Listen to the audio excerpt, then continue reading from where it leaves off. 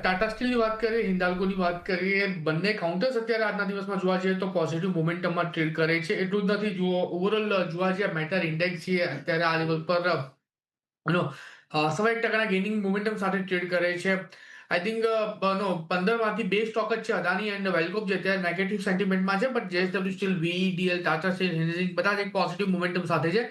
એમાં પાર્ટિક્યુલરલી ટાટા સ્ટીલ પર ફોકસ કરીને ચાલવાની સલાહ જરૂરથી રહેશે, કેમ કે અત્યારે જે પ્રમાણે અનચાર્ટેડ ટેરિટરીમાં કાઉન્ટર્સ આવી ગયો છે, 52 હાઈની નજીક ટ્રેડ કરી રહ્યો છે.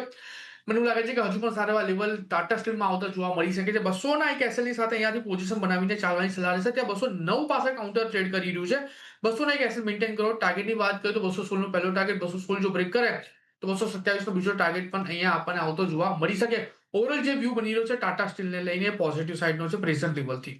એ તો અત્યારના લેવલથી ટાટા સ્ટીલમાં એક પોઝિટિવ વ્યૂ